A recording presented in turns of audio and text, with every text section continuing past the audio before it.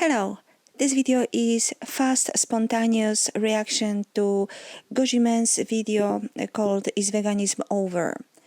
Maybe you haven't seen it yet.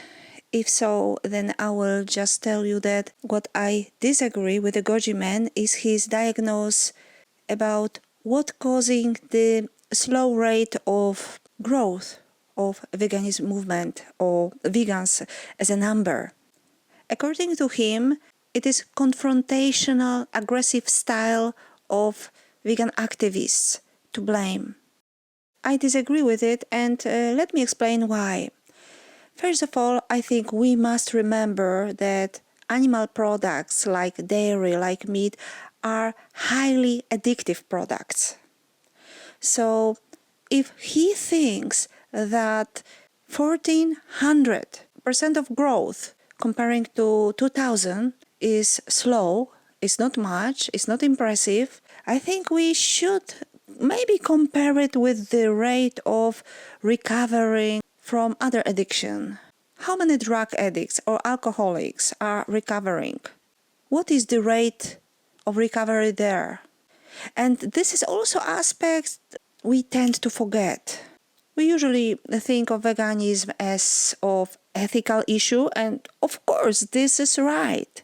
We go vegan because we don't want to hurt animals. But we really forget that some people may truly struggle or be deadly scared of losing sometimes their only pleasure in life. We should really analyze what many people associate meat with. So many people associate meat with like almost the only pleasure in their life. For some people it is meat, for other people it is dairy. So many people perceive veganism as an ultimate sacrifice. And we really seldom talk about this. We are also maybe not delicate enough about this very personal, intimate, shameful issue. I was studying nutrition in just 1 year school, not a full course university study, just 1 year school. But what we were talking about, what I learned from those professional dietitians, that people are very ashamed of their eating habits, that they perceive them as something very intimate and very shameful, that they cheat, they talk lies because they feel so embarrassed and ashamed about their eating habits. Something we never talk about. We separate this ethical issue, which is obviously the main reason, or for some people, even like me, the only reason to go vegan. But we separate from all the consequences of this decision. And those consequences can be difficult for some people. Or some people can also imagine, they can imagine the consequences as that difficult that they don't even want to try. Some people, I believe it, some people in their imagination perceive the life without meat as a life depleted from any satisfaction and joy. We really should start thinking about meat eaters like similarly as we think about alcoholics or drug addicts. For some people, it will be easy, rather easy to quit meat because there are so many people who don't even like meat. Even me, I didn't like meat. For me, there was no sacrifice at all to quit meat. For me, it was more difficult to quit dairy. But fortunately, right now, there are quite tasty vegan yogurts, so I can replace dairy. It's not any huge problem. But people who have never even tried substitutes of meat or dairy, vegan substitutes, they may not even know that it is possible to replace their favorite products with alternatives. And maybe they can also get to like those alternatives. To make my story shorter, because that was not my main goal and main concept for this video, to talk about addictions. I just think that GOJIMAN is wrong, blaming vegan activists and their style with poor outcomes.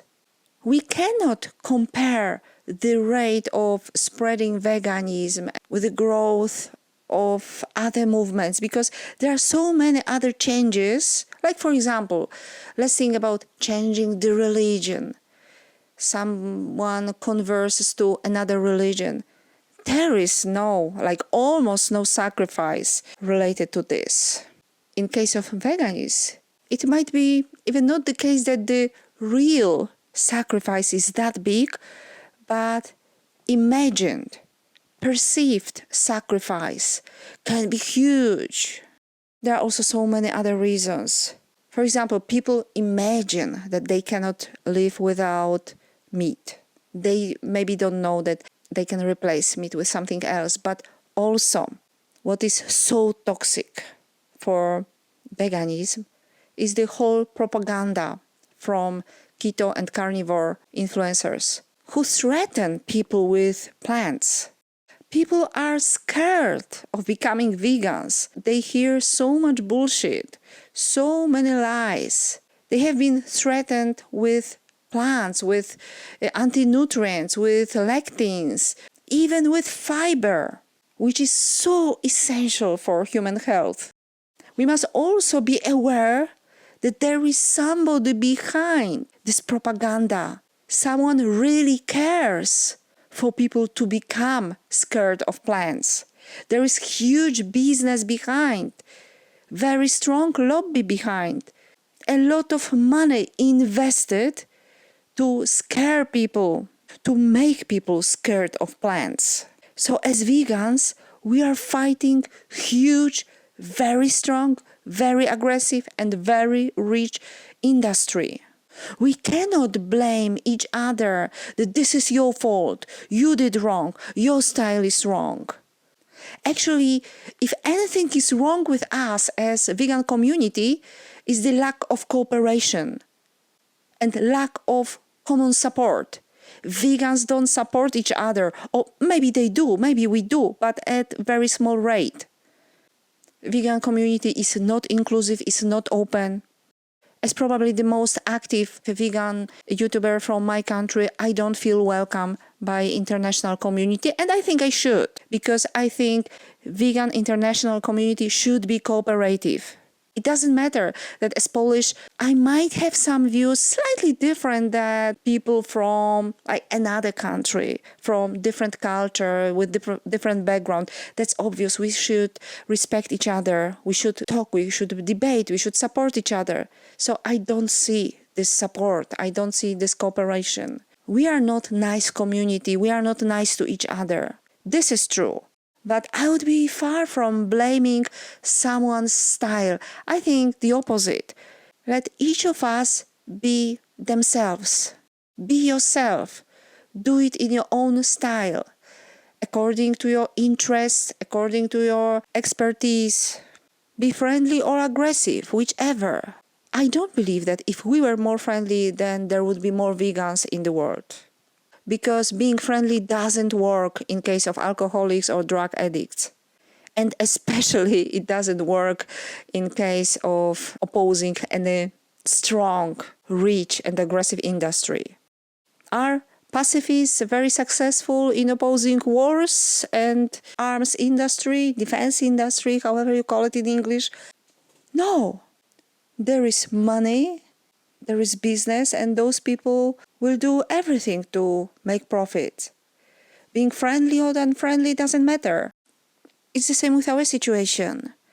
Meat industry is richer and stronger than arms industry. So what are we talking about? They are paying scientists to talk bullshit to people. I can tell you, in my country, one of the most toxic person preventing people from going vegan is a woman professor who talks true bullshit, unimaginable bullshit, anti-scientific in every moment. nonsenses. But she's paid, obviously. She's just saying what she's paid for. Just to scare people with plants, to prevent people from going vegan, and to make them buy more dairy and more animal products. She is a frequent speaker on dairy conferences.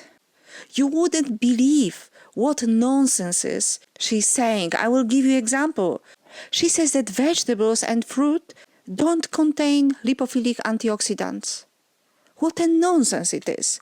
So I'm explaining people that most of those colors, like carotenes, chlorophyll, and so on, those are lipophilic antioxidants, and you can see it with your eyes. You can check with your eyes whether vegetables contain them or not.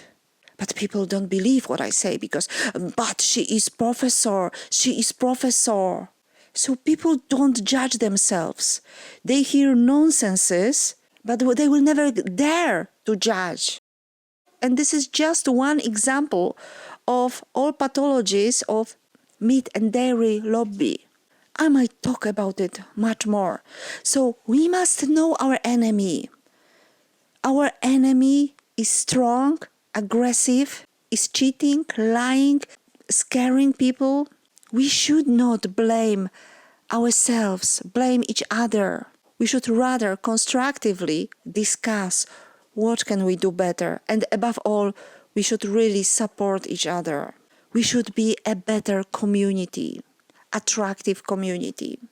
People should feel a desire to become one of us, to join us, our fantastic community. Thank you very much for today, for your attention, and see you next time.